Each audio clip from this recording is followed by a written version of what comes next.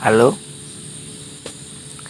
suatu hari saya ditelepon oleh seorang ibu-ibu yang katanya suaminya itu menderita depresi. Dia ibaratnya stres karena usahanya bangkrut dan itu menghabiskan semua kekayaannya. Bahkan katanya dia itu sekarang pun sudah tidak punya rumah lagi. Jadi dia itu ngontrak di rumah saudaranya yang kebetulan ada tempat kosong, rumah kosong. Jadi karena hanya kebaikan saudaranya itulah mereka bisa tinggal di situ. Jadi ibunya sekarang ini, istrinya inilah yang menjadi tulang punggung keluarga. Karena sang suami itu sedang mengalami gangguan mental dan tidak punya pekerjaan sama sekali. Ketika saya tanya, loh Bu, terus kerjanya ngapa sehari-hari? Ya paling di rumah Pak, di rumah sambil ya ngelus-elus itu peliharaannya. Dia kan suka sekali dengan ular, katanya dia punya peliharaan ular cukup banyak tadinya, tapi sekarang katanya cuma tinggal satu ya, yang katanya ular piton yang albino, yang karena dia pelihara dari kecil, jadi dia ngerawatnya itu dari kecil, jadi ibaratnya udah sayang banget, intinya seperti itulah. Nah, padahal bapak ini tadinya itu seorang pengusaha sukses. Tadinya itu usahanya cabangnya ada di mana-mana. Bahkan katanya kalau pihak bank kan dulu dia itu dari nol sih usahanya, kemudian dibantu bank, setelah dibantu bank kemudian berkembang. Nah, makanya ketika ada acara apa bank misalkan, contoh salah satu pengusaha UMKM yang sukses, nah dia mesti selalu sebagai dutannya atau modelnya seperti itu. Tapi sekarang keadaan berbalik, semua cabangnya sudah tutup, bahkan rumahnya pun sudah nggak punya. Dia sehari-hari ya hanya katanya mengurung diri di kamar, paling keluar ngelus-elus peliharanya itu ular itu, atau ngasih makan atau apalah, intinya paling seperti itu. Karena katanya kalau keluar pun dia merasa gemetar. Jadi istrinya sementara yang menjadi tulang punggung keluarga, sementara suaminya katanya yaitu di samping nggak mau keluar rumah juga. Dia ironi itu gini,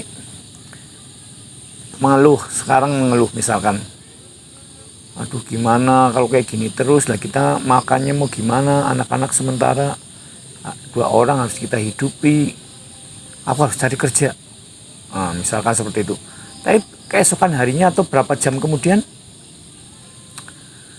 gimana mau kerja ya, aku aja udah tua, umurku udah 40 lebih, udah 45-an, aku juga udah nggak biasa kerja kasar. Mau kerja apa? Kalau mau usaha modalnya dari mana? Besoknya akhirnya ya di rumah lagi, nggak pernah kemana-mana, ibaratnya nggak pernah usaha apa-apa lagi, sudah sudah nggak berjuang, intinya seperti itu, sudah enggak. Tapi besoknya mengeluh lagi, nanti mengeluh lagi. Lah kalau kayak gini terus kapan mau bangkitnya? Aku harus bangkit. Tapi sesaat kemudian semangatnya hilang lagi. Terus menerus seperti itu.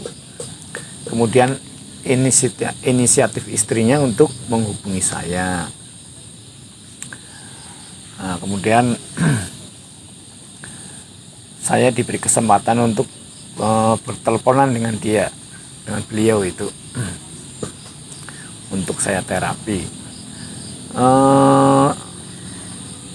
Saya pura-pura itu bertanya, gimana peliharanya, apa katanya punya peliharaan ular ya.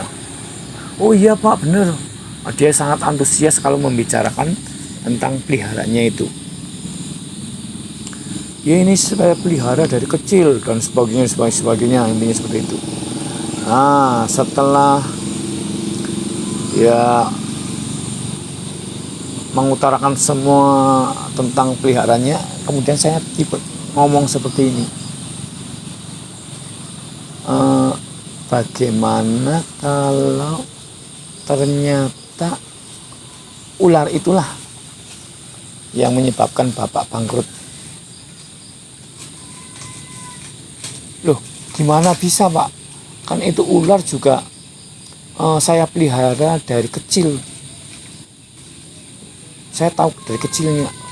Memang saya dulu ularnya banyak, cuma yang saya pertahankan ini. Yang lainnya memang saya perjualbelikan.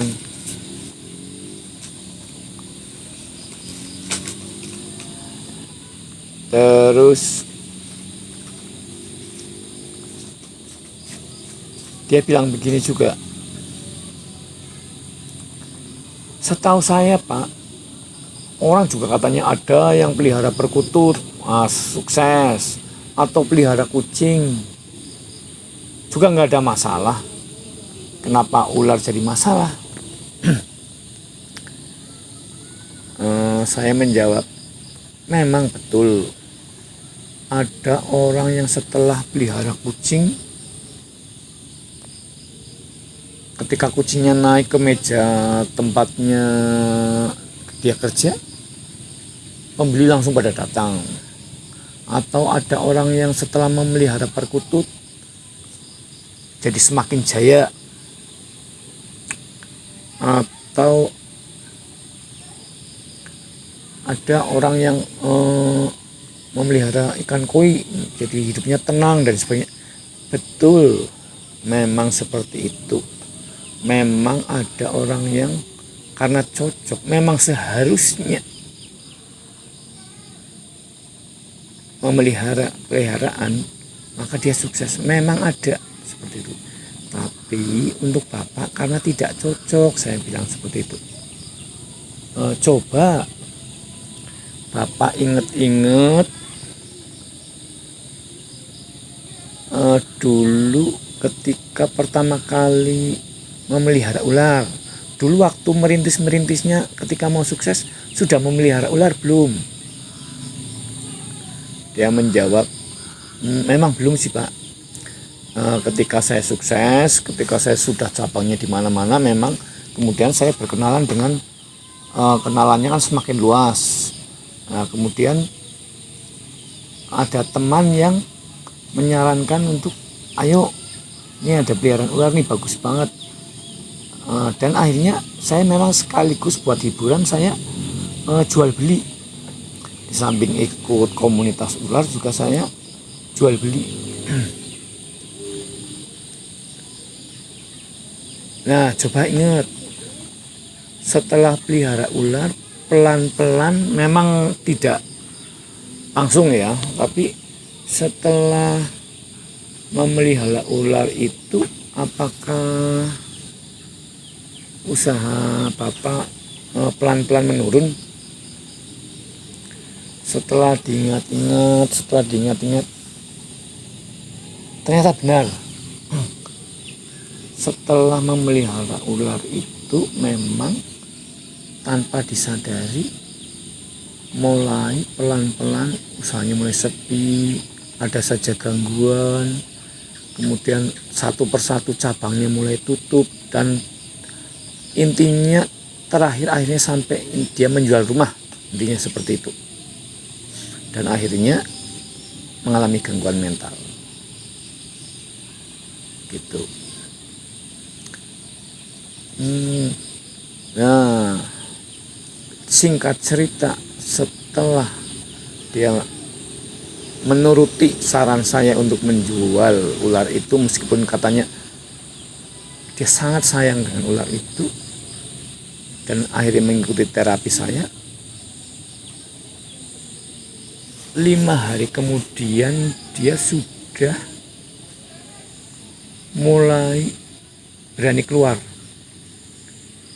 mulai berani untuk membantu istrinya. Istrinya kan kelilingan atau mengantarkan pesanan kuliner.